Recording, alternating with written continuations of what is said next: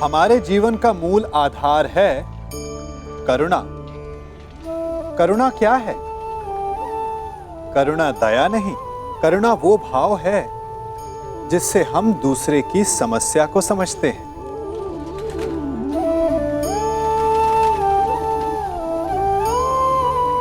उसकी कठिनाई को अनुभव करते हैं।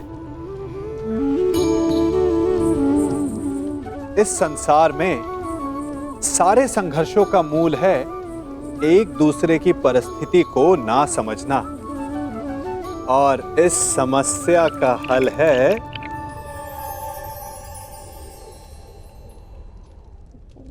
करुणा। करुणा किसी पशु पक्षी के प्रति हो या किसी मनुष्य के प्रति, ये आपके जीवन में कलेश और संघर्ष जैसी भावनाओं को दूर रखती है। और जिस दिन आप दूसरे को करुणा के दृष्टिकोण से देखेंगे, आपको उसकी समस्या समझ आएगी और उसे आपकी, और उस दिन हर संघर्ष का अंत हो जाएगा। मैं वचन देता हूं मित्र कि संसार की सारी संपत्ति विजयी करके तुम्हारे चरणों में रख दूंगा। बस इस खेल को रोक दो मित्र।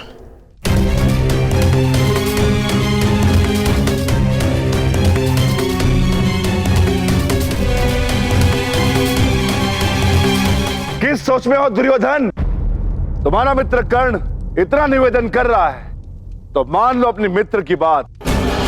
जो कुछ तुम्हारे पास थोड़ा बहुत बचा है उसकी भी रक्षा हो जाएगी। और वैसे भी तुम्हारे पास बचा ही क्या है जिसे तुम दांव पर लगा सको?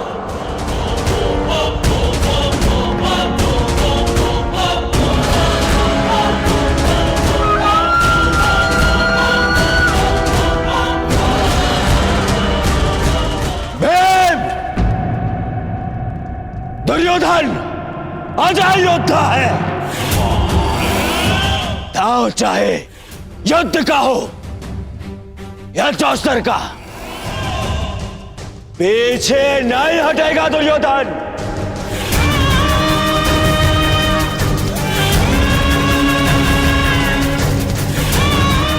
मैं दांव खेलूंगा, खेलूंगा दांव।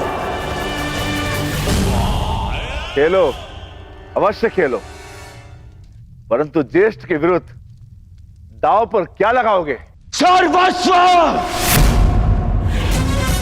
वो जिस पर मेरा अधिकार है और वो भी जिस पर मेरा अधिकार होगा।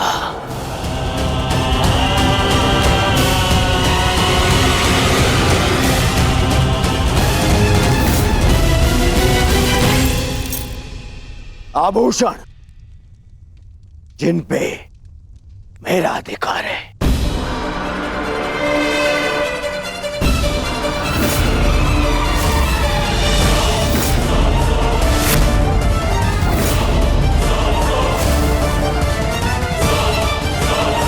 ये हस्तिनापुर के युवराज का मुकुट जिस पर मेरा अधिकार है,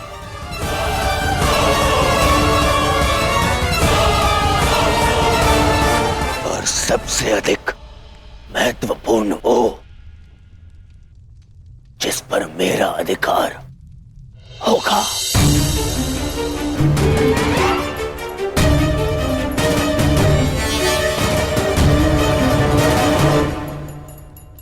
हस्तिनापुर।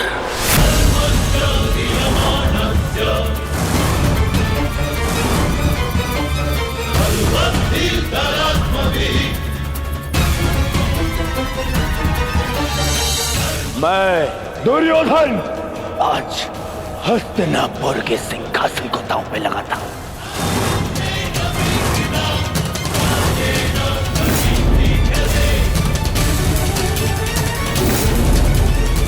बस दुर्योधन,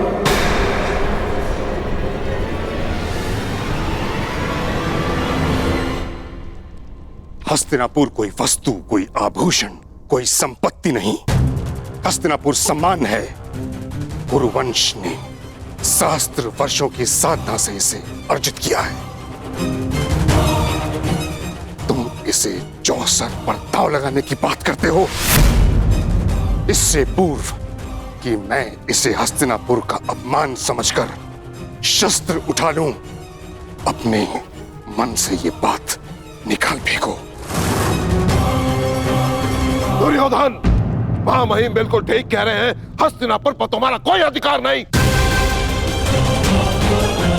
तुम केवल और केवल यहाँ के युवराज हो, यहाँ के सम्राट नहीं। तो हो जाऊंगा कुरुद्रोण। आज महाराज ना सही, कल बन जाऊंगा। तो क्या राज्य पर मेरा अधिकार नहीं होगा? अवश्य होगा पुत्र, परंतु राज मुकुट पहनने के पश्चात अभी हस्तिनापुर का अधिकार महाराज धृतराष्ट्र के पास है। मैं उन्हीं महाराज धृतराष्ट्र का ज्येष्ठ पुत्र हूं। मनुष्य अपने जन्म से नहीं, अपनी सोच से, अपने विचारों से ज्येष्ठ होता है दुर्योधन। और एक बात अपने मस्तिष्क में बिठा लो कि हस्तिनापुर पर तुम्हारा कोई अधिकार नहीं।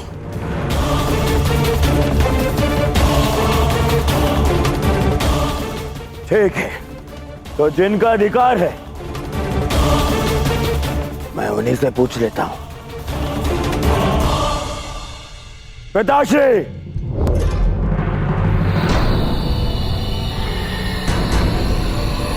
मैंने अपने आप को वचन दिया है कि आपका पुत्र ये खेल जीत के रहेगा। या तो मैं आज विजय रथ पर जीत कर जाऊंगा, या अपनी अंतिम यात्रा पर।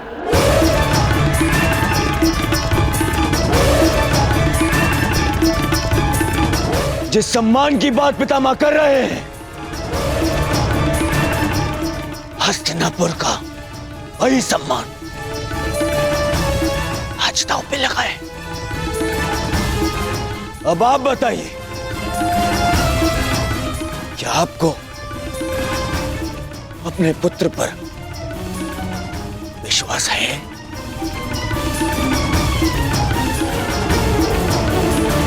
या आप भी पितामह की भांति हस्तिनापुर पर मेरा अधिकार नहीं मानते? क्या विभाजन के पश्चात भी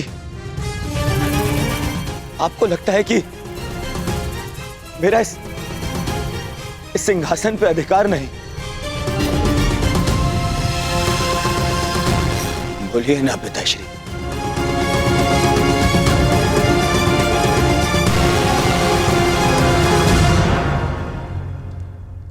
अधिकार है पुत्र।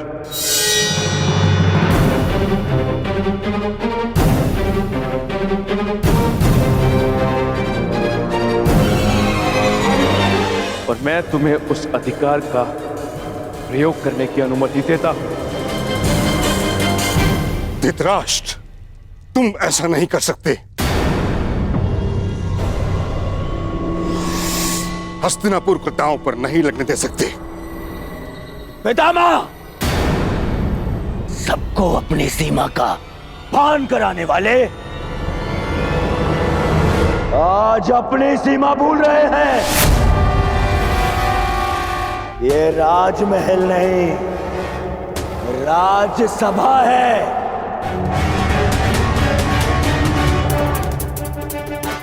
और इस समय वो अपने महाराज से बात कर रहे हैं, और आप सेनापति हैं और सिंहासन पे बैठने वाले महाराज की आज्ञा पर प्रश्न चिन्ह लगाने का अधिकार नहीं है आपको। जिसका हस्तिनापुर पर अधिकार है उसने अपना निर्णय ले लिया और अब आप अपने कर्तव्य का पालन कीजिए।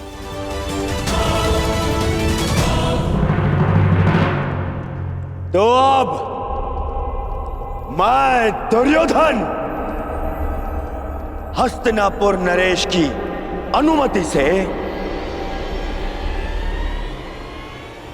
समस्त हस्तिनापुर को दांव पे लगाता हूं।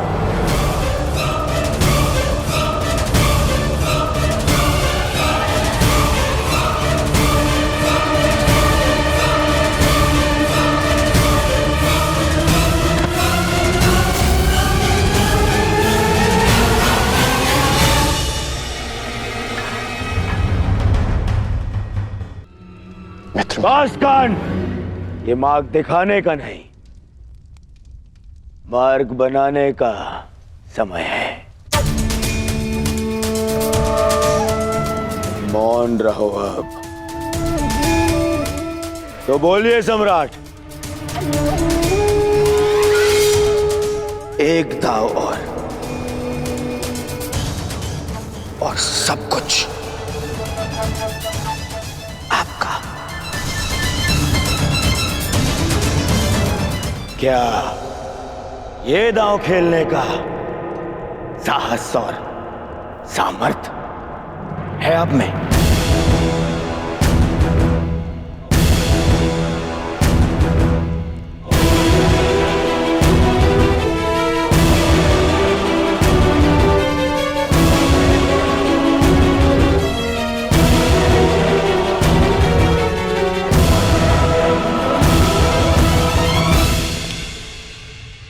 तो मानिए सम्राट, उठ जाइए। लोभ में विवेक मर जाता है। अस्वीकार कर दीजिए ये दाव।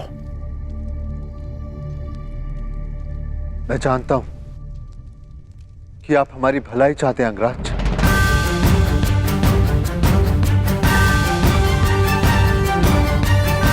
परंतु मैं हस्तिनापुर के अस्तित्व की भलाई चाहता हूं।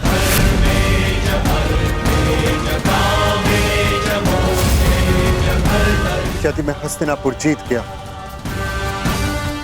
तो जीवन भर का संघर्ष समाप्त हो जाएगा, सहस्त्र सैनिकों के प्राण बच जाएंगे और षड्यंत्रों का अंत होगा। और वो कारण भी मूल सहित समाप्त हो जाएगा जो भाइयों के बीच में बैर का कारण है।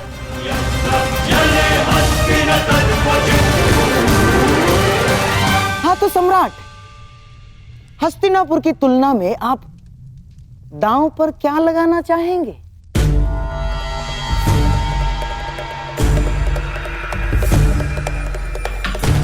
नहीं युधिष्ठिर, नहीं। खीरो पांडुपुत्र,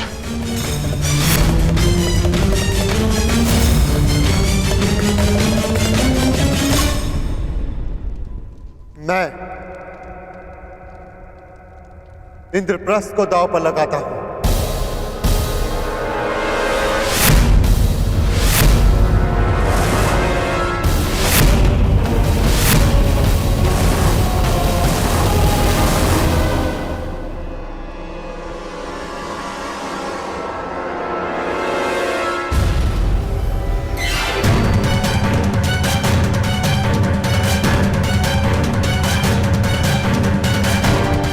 ये तुमने क्या किया?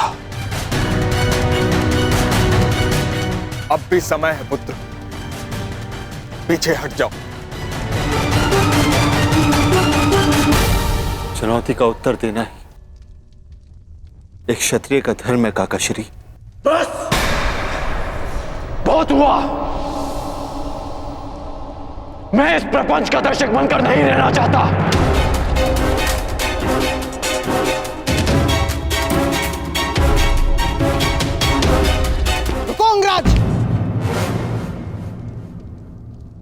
अपना वचन तो याद है ना आपको? प्रत्येक परिस्थिति में आपको अपने मित्र का साथ देना होगा। मुझे वचन दो, हर परिस्थिति में तुम मेरा साथ दोगे। मैं वचन देता कि मैं अपने मित्र को अकेला नहीं छोड़ूंगा। तुम्हारा यह परम मित्र दुर्योधन जीवन के विकट मोड़ पर खड़ा है और तुम उसे छोड़कर जाने की बात कर रहे हो? नहीं अंगराज, आपको रुकना होगा।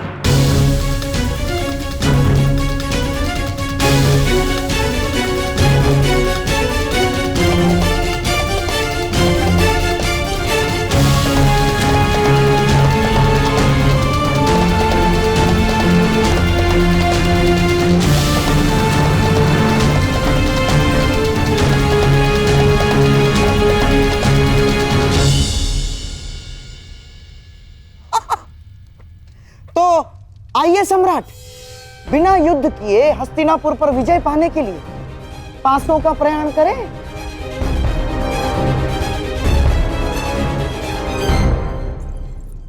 स्वराज्य की जय। क्या सूचना है? महाराज युधिष्ठिर ने कुमार दुर्योधन का सब कुछ छीन लिया है।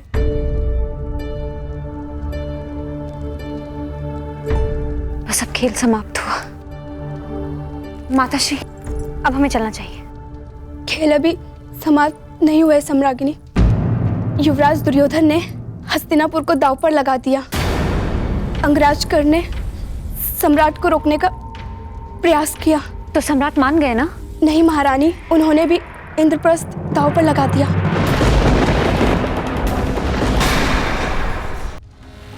प्रत्येक मनुष्य की सबसे बड़ी शक्ति ही उसकी सबसे बड़ी दुर्बलता भी होती है, और धर्मशील की दुर्बलता उसका धर्म होता है। इसलिए प्रयास करना कि समय आने पर धर्मात्मा को दुर्बल पड़ने से रोक सको। द्यूत पहले विजय देता है और फिर विवेक हारकर पराजय। सम्राट को रोकना आवश्यक है माताश्री, कहीं गांधार नरेश अपने छल से कुछ अनर्थ न कर बैठे। पुत्री, चिंता मत करो, वहां पितामह है, द्रोणाचार्य है, कोई अनर्थ नहीं होगा। जब पितामह और आचार्य द्रोण हस्तिनापुर को दांव पर लगने से नहीं रोक पाए माताश्री, तो कोई और अनर्थ कैसे रोक पाएंगे? सब नियम से बंधे हैं और हम भी। और नियम यह है कि जब तक युद्ध चलेगा राज स्त्री सभा में प्रवेश नहीं करेंगी। लीजिए सम्राट, अब दोनों खिलाड़ियों का केवल एक एक मेरु शेष है, दांव बराबर का, और जीतने का अवसर भी बराबर का।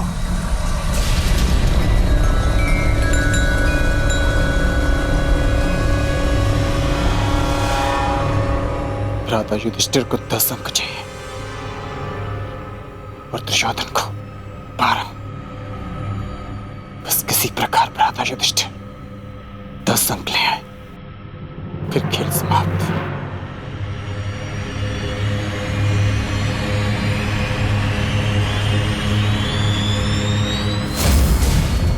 अच्छा प्रयास था सम्राट, केवल एक पक्ष से दुर्ग के भीतर जाने से रह गया।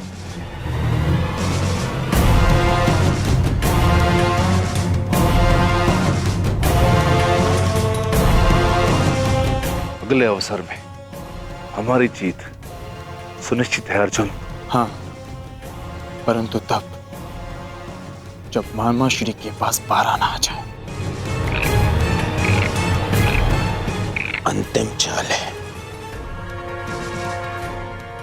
आपके पास है 12 लाएंगे ना मामा? जब तक ये द्रौपदी का वस्त्रहरण नहीं कर लेते, तब तक ये मेरे विरुद्ध नहीं जाएंगे।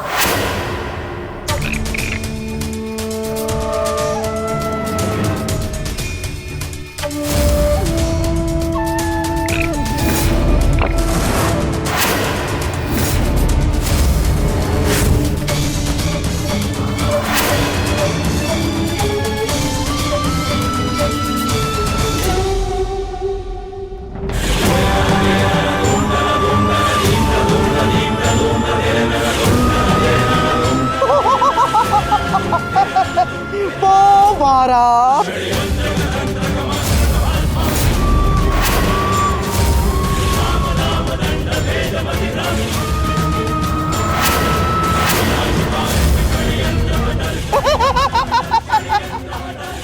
बधाई हो मेरे होने वाले सम्राट। आज से इंद्रप्रस्थ तुम्हारा।